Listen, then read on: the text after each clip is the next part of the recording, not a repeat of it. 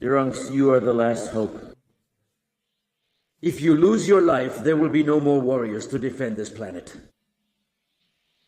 In a few years, you will probably be the last warrior capable of defeating those androids.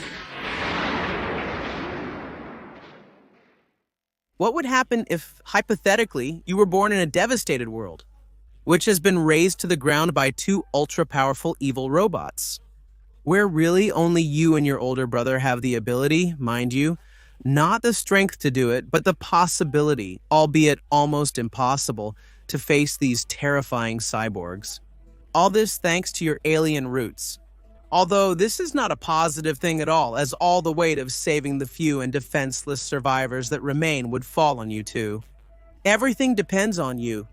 The robots are beating you up one after another, and in a desperate action, your brother manages to barely save your skin, but is cold-bloodedly murdered by these mechanical monsters. When you wake up after the incident at only 14 years old, you find your older brother lifeless, face down on a puddle under the intense rain. And the worst part is that all the messed up stuff would only just be starting for you. Oh yes, get comfortable and let me tell you about Trunks, the hero of the future today. A curious thing happens with both Mirai Gohan and Mirai Trunks, and I think fans are not aware of just how screwed these characters were. Yes, it is said that they spent many years fighting the androids, that the rest of the Z warriors were brutally annihilated by them, etc. But it doesn't really go into explaining how all this must have been. For a young Gohan and a newborn Trunks, the androids were activated when Gohan was about 10 years old and Trunks was on his way to being born. So yes, while Trunks was not aware of how all the Z warriors were falling one by one, Gohan was.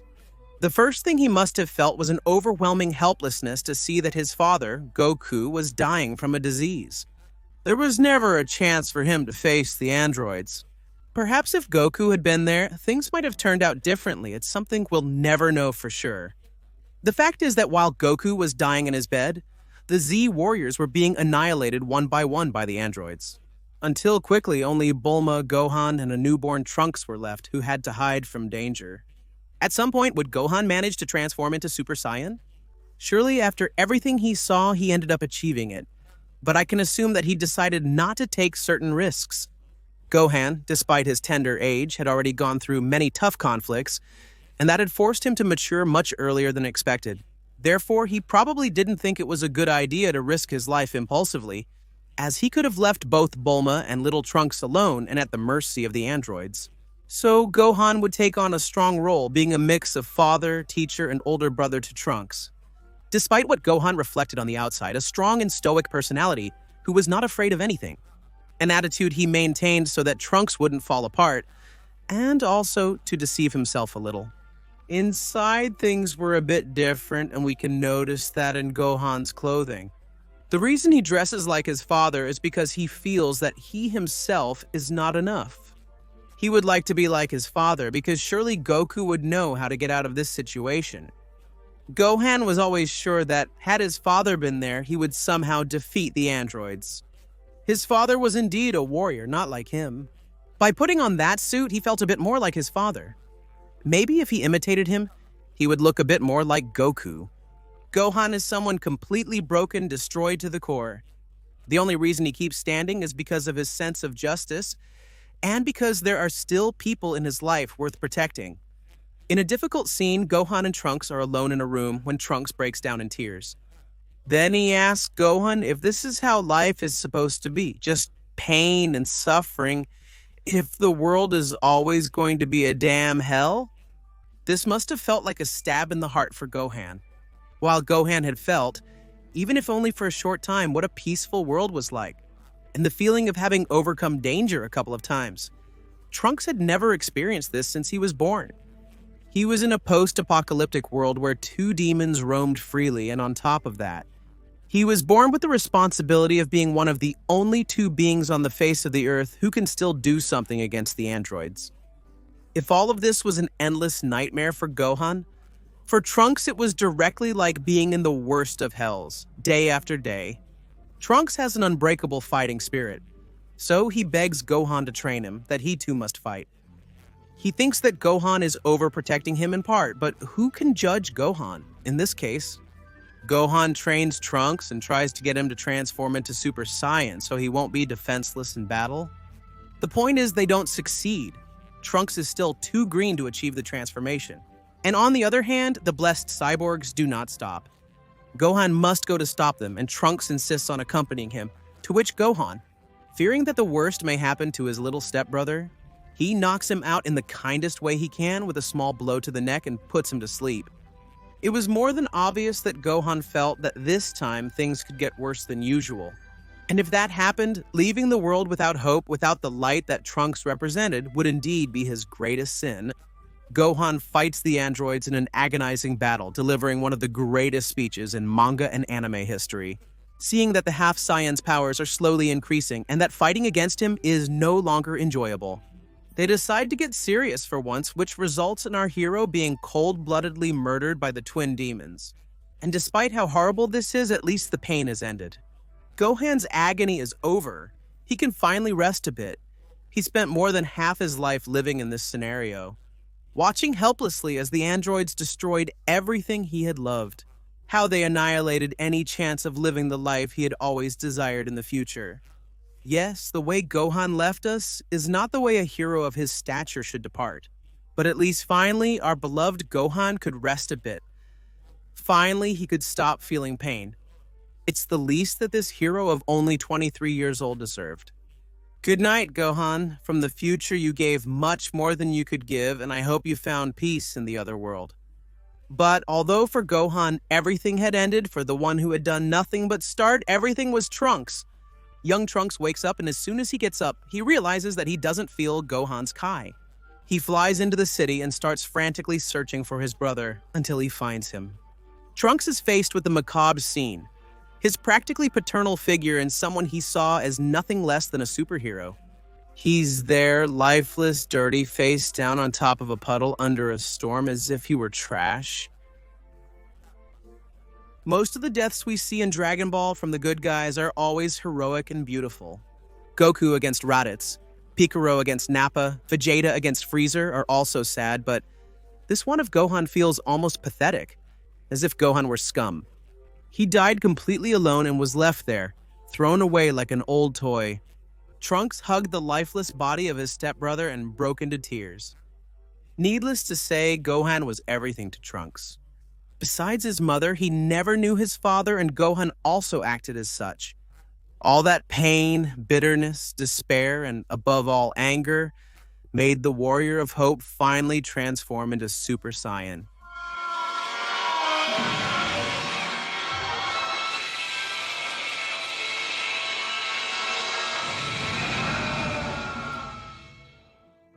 About 3 years pass since the incident, and we can see that Bulma is working on a time machine. Trunks has been growing stronger to take justice into his own hands. He tells his mother not to worry, that he himself will be the one to end the androids, and he sets out in search of them, finds them, and confronts them. Trunks, consumed by rage, vows to avenge Gohan and unleashes his full power in an all-out attack. As expected, he was easily overcome by the androids. These two not only gave Trunks the beating of his life, but they did it in the most gruesome and horrible way I've seen in this franchise. It didn't feel like a fight, but like a hunt where the prey was Trunks. Despite the odds, the young warrior persevered, attacking the androids until his last breath. Losing patience, the cyborgs retaliated against Trunks. He miraculously survived thanks to the care of his mother. He was able to recover from the severe injuries when all seemed lost. His mother gives him the news that the time machine is finally functional, so there is still a chance, there is still something that can be done. There is still hope, a word that would be imprinted on the time machine itself. And there is no word that better defines Trunks than the word hope. Or, well, maybe hero is also another perfect definition for the blue-haired warrior, Trunks. He must go back in time and stop Goku from falling ill. They believe current events will change, enabling them to aspire to a better future. Bulma gives him Goku's medicine and programs his arrival in the past shortly before the Saiyan reaches Earth. After the chaos on Namek, Lo wishes his beloved son the best of luck, and he sets off on a journey that no one knows for certain whether it will be a success or a failure. but which, without a doubt, is humanity's last hope. Just a boy and his sword against fate itself. We find ourselves in the present. The Z-Warriors are being threatened by a revamped Mecha Frieza. The fearsome tyrant had barely survived his fight against Goku, and now he was not only back at full strength, but he had also had a power increase. As if that wasn't enough, the Damned had brought to Earth none other than his own father and part of his army. The Z-Warriors were terrified at this moment, and it was not for less, Vegeta and Piccolo were far from being able to face the enemies. The fate of the remaining warriors is obvious. They still didn't know that Goku was on his way, so the chances of victory were closer to zero. Suddenly, several of Frieza's soldiers are torn into tiny pieces. Everyone is stunned as a mysterious young man descends from the sky. You could almost say he's a mysterious Papu. A boy with blue hair and strange clothing appears to be the cause of the deaths. With sword in hand, he assures, without wasting a second, that he plans to eliminate each and every one of the invaders. As if he were a superhero. Our Trunks arrives just as Goku reaches Earth, sent by Bulma at the perfect time. Logically, this coincided with Frieza's arrival on Earth, with little time difference between the events. Trunks decides to act. One of the most recognizable and characteristic facets of Trunks that has earned him so much love from the fandom is being efficient. Unlike the rest of the Saiyans or hybrids of this race, Trunks doesn't mess up. Trunks doesn't play the bad guy against enemies. He always tries to finish them off in the most efficient and quickest way possible. Even if he does acts of ego in quotes, like giving the sword to King Cole, he also does it for a reason. In this case, as a method of distraction, making Cole believe that all his strength comes from the sword. In this way, making the monster become overconfident and lower its guard, making it extremely easy to kill because of this. This characteristic of Trunks is sublime, because it perfectly reflects the difference in worlds where the characters live. While Goku, Vegeta, and company always end up winning, they always end up triumphing in complicated situations.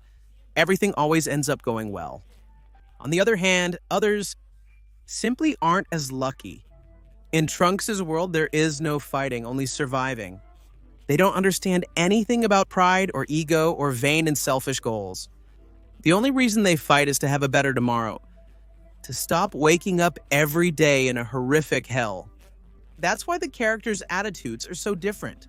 Something that is logical, but sometimes not so easy to implement organically in a work of fiction. Toriyama achieved this sublimely, showing that Trunks is distinct from the Z-Warriors. It's shocking, because Trunks is actually a very good guy. He's very young, inexperienced, shy. We could almost say he's adorable. That's why in many situations he doesn't act perfectly, because he's simply a child. Yes, a child who has suffered a lot and has been forced to mature at the speed of light. But no matter how much you suffer, there are behaviors and attitudes typical of age, like being shy or too innocent, that give you away that Trunks is still little. Returning to the topic, Trunks handles the situation masterfully, swiftly defeating the villains without allowing them to do much. Trunks' attitude actually makes him seem a bit edgy. But this only happens in combat, and it's normal. The poor guy sees the action of fighting as something traumatic, a matter of life or death, and he doesn't do it for pleasure. Is it normal for him to behave like this? Once he finishes fighting alongside the Z-Warriors, it becomes clear that he's as sweet as can be, as my grandmother would say. Trunks explains the situation to them briefly, withholding many details as he awaits Goku's arrival. He had always heard wonders about this man, so Trunks has an image of Goku as good, almost as if he were a damn god. Let's not kid ourselves. Sun Christ finally arrives on Earth. Trunks promptly approaches him and resolves to test him. This, more than anything, seemed to be due to Trunks' own idealization of Goku. Imagine that all your life they've been hyping up a guy to you. The way Bulma and Gohan must have hyped Goku up to Trunks. Plus, with Bulma and Gohan being the only family Trunks had ever known. Like I said, for Trunks, Goku was practically a god. Both transform into Super Saiyan, and Goku does not disappoint him. The difference is huge, especially in terms of knowledge of ki control. Goku able to surpass Trunks with just one finger, purely based on control of his own energy, Trunks. After conducting his checks, he chooses to explain the situation to a small committee. The thing is, nothing gets past Piccolo, so he also finds out about the situation. On May 12, 2026, at 10 Antimeridium, on a small island 5.6 miles south of the capital, two powerful individuals will appear. They will be terrible monsters that no one will dominate. The cybernetic androids were created by a mad scientist from the Red Patrol known as the Doctor. Makijiro tells Goku he can handle it, but Goku becomes stiff at such statements. However, there is another detail. Do you have cancer? Goku Trunks explains to Goku that in the future he will die from a heart disease contracted during his fight against Frieza in Namek. But there's nothing to worry about. Trunks has the necessary medicine to prevent this from happening. Besides all this, Trunks saw very interesting things here, like meeting all those brave and formidable warriors that Gohan and his mother told him about, such as Krillin, Tenshinhan, Piccolo, and others. But he also got to see his younger mother, finally meet his father, and see Gohan again, who at this time was merely an adorable child. This must have been quite hard for Trunks. He must have wanted desperately to confess everything, cry, and throw himself into his parents' arms. But that didn't seem like something Trunks had the right to, almost as if it wasn't for him.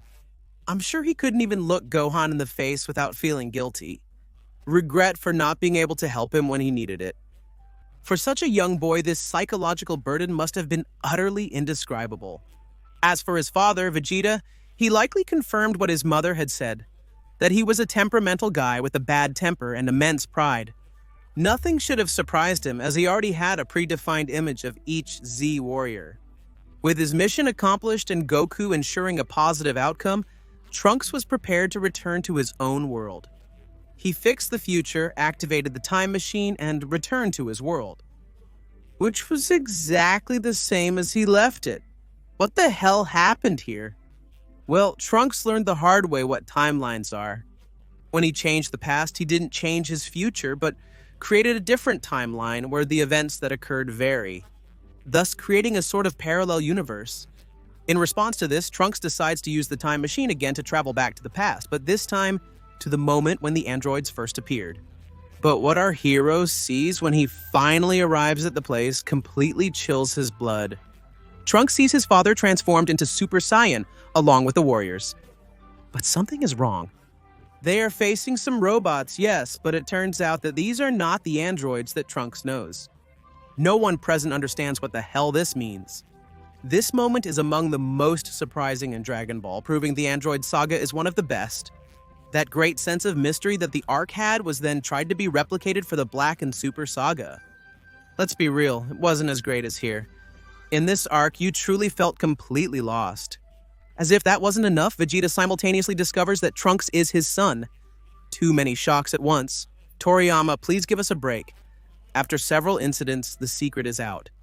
That robot was not just any robot, but it was none other than Dr. Makijiro, now turned into a machine by his own hand.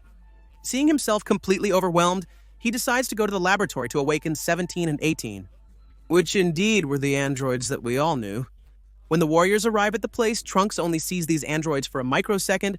He launches an attack trying to catch them by surprise. A defining trait of Trunks is his impatience and tendency to act without hesitation. However, this approach is ineffective.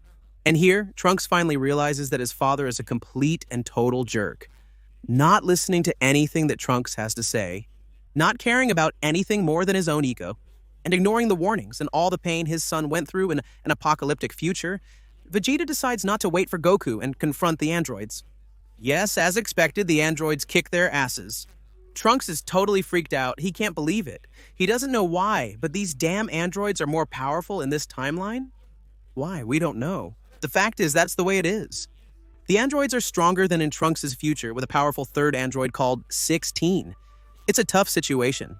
It seems like things couldn't get any worse. Or could they? From a third timeline, a new contender appears. That strange creature that Trunks and Krillin eliminated in Dr. Gero's laboratory. In the future, he saved himself and escaped to the past.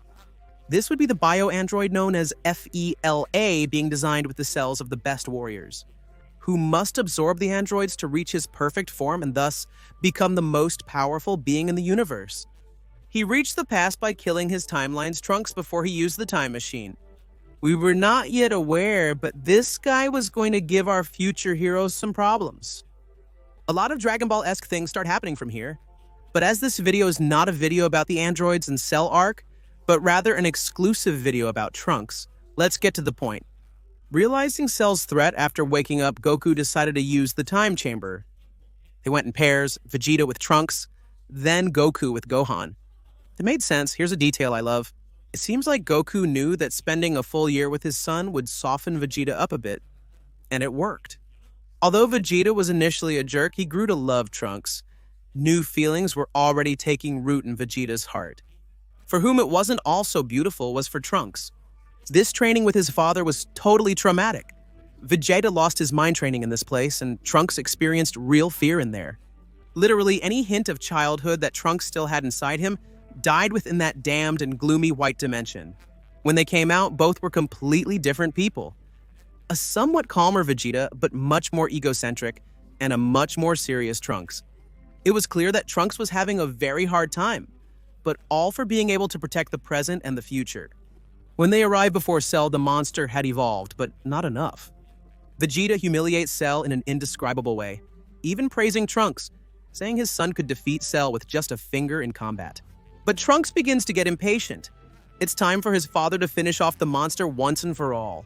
But Vegeta, oh god, Vegeta our prince, pulls a Vegeta trick and offers Cell to perfect himself for a slightly more fun combat. Trunks refuses, not wanting to leave anything to chance. Despite their enhanced powers, gambling with the planet's fate at stake is unwise. Vegeta, however, treats it frivolously. He is not able to empathize with his son.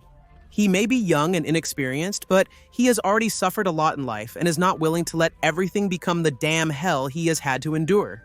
He attacks Cell and in desperation even assaults his own father. This is madness when we analyze it coldly because Trunks was terrified of his father. Trunks initially respected his father, but after training in the time room, he became afraid of him. Despite all of this, Trunks acted against Vegeta. Because it's not the one who does everything without fear who is braver, but the one who, despite being very afraid, acts anyway. That is true courage. Trunks is constantly afraid of his father, the androids, Cell, but he still fights. He gets up time and time again, facing everything with his head held high. Because giving up is not an option because he never gave up. His desire to fight will lift him up even if his body is shattered into 1,000 pieces, and he will finish off his enemies no matter what happens, because his will is too great. But despite Trunks' unyielding will, everything goes wrong. Cell manages to perfect himself. Trunks is so desperate that he even tries to interrupt the transformation. In an unprecedented event for the franchise, Vegeta suffers a brutal defeat at the hands of Meruem, a sight that will likely never be witnessed again. It couldn't be known. After this, Trunks tells Krillin to take his father away, saying he'll finish Cell himself. Krillin calls him crazy. If Vegeta was stronger and lost, what makes him think he can win? And that's when Trunks reveals that he actually surpassed his father. It's just that he didn't say anything because he didn't want to hurt his old man's feelings. And here, once again, we can clearly see that Trunks doesn't care about strength in the slightest. He has no kind of ego or pride. He just wants to finish everything as soon as possible and in the best way. I understand that revealing the secret to his father could have complicated the situation. I won't discuss whether Vegeta was ultimately stronger or weaker due to his ego, for also knowing the Aizen Dankai phase, blah blah blah blah. Those technical aspects are not our concern today. Here the only relevant thing is the detail of Trunks. The point is that Trunks reaches his peak of power and faces the monster. Our hero did not intend to reside in a future resembling hell. That's no life for absolutely anyone, and he was willing to give it all, even his life, rather than surrender. Initially, Trunks appears to have a task, but it's quickly revealed that he doesn't. Cell is infinitely superior in speed and endurance. Cell takes pity on Trunks and explains what is happening. That way of accumulating energy is useless. It makes you clumsy, slow, and useless for a battle. This shows us, in this case, how inexperienced Trunks really is in combat. While Cell, Vegeta, and Goku identified at the moment that this transformation was useless for the reasons previously mentioned, both Gohan and Trunks thought at first glance that it was a good idea. This is because both lack sufficient battle intelligence quotient, as the old school guys from TikTok and YouTube Shorts verses would say. After Cell explains to him, he punches him a few times but chooses not to kill him. The Kukurachan informs him of his plan to organize a martial arts tournament called the Cell Games. Why games in plural if they are only fights? I don't know. I guess names are not his thing. We can't expect much from the guy who is made up of many people's cells, who is literally called Cell in English. Trunks remains uninvolved in significant events until Super Perfect Cell mortally wounds him. With a random attack, Vegeta flies into a rage and tries to avenge his son with unpleasant results. Later, Vegeta launched a distracting attack on Cell, key to his defeat. I like to think that Vegeta launched that attack largely because of Trunks in another way. Vegeta lost his will to fight, making it possible. After the chaos, they succeed in resurrecting Trunks. It's a beautiful moment, because the first person he sees when he wakes up is his beloved Gohan. Well, it's not literally his Gohan, but it's Gohan. After all, Gohan himself, along with Goku and the rest in the end, were the ones who finished off Cell. Ultimately, Trunks found respite as the others took charge, allowing him a brief reprieve from his burdens. The poor guy was in constant tension, and I'm glad that by the time he returned, everything was already sorted out. Trunks says goodbye to everyone, sees for the last time in a long while the beautiful, kind, and innocent gaze of Gohan, and prepares to travel to the future, to tie up some loose ends. When Trunks arrives, he has the childish hope that the androids have stopped behaving like demons, but this is not the case. For some reason, these are not like those from the past. There are not only differences in power level, but also in levels of evilness. Those from the future are abominable. Trunks acts without hesitation or attempts to reason with them. With a swift move, he destroys number 18 and confronts number 17. Then he tells him that was for all those they killed or harmed, and now this was for Gohan. With one more move, Trunks destroys Android 17, finally achieving what he deserved. Avenging his older brother and all those who suffered because of these hellish cyborgs. That young man who barely knew how to use a sword had become a strong, determined, and experienced man. In a very short time, Trunks became more of a man than anyone. He carried the weight of his world alone, and he did not hesitate. Despite his fear, doubts, and mistakes, he persevered, never looking back or lowering his sword. From Trunks, I learned that no matter how hard things are, there will always be a way to keep fighting something. So getting up every day from bed, a reason to live? From Trunks, I learned that I don't want to live in a future that looks like a damn hell, and I will fight day by day to prevent that from happening. Because if I don't do it, who will do it for me? Trunks, the hero of the future and warrior of hope. But wait, isn't something missing? Let's rewind. Oh yes, the cockroach. There was still a loose end. Trunks literally sets a trap for Cell so that he bites the hook and thus catch him red-handed. He succeeds, takes him to a remote place, gives him a thermonuclear beating, and with a beautiful death sequence. Finally, Trunks managed to bring peace to his world. At last, Trunks can look at the sky with pride. Because from there, Gohan is watching him. From up there, his older brother has been able to see that he was not wrong. Gohan's will never died, it was just inherited by another person. And as long as Gohan remains clear and alive in Trunks' mind and in all of us, his fans, future Gohan will never die, future Trunks. My favorite character from absolutely the entire Toriyama franchise. Ah, such a long video, isn't it? What a drag. I'm sorry, if you've made it this far, I appreciate it. If you're wondering why not, I talked about Super's Trunks. This is because first, I don't like him as much as Z's, and second, I don't want to drag this out any longer. If this video gets a ton of support, I'll consider talking about Super's Trunks as a sort of downloadable content for this video, for lack of a better term. For now, I'll say goodbye. Thank you, and see you in the next videos. Bye. Now I've really finished everything. Thank you guys, and especially thank you, Goku.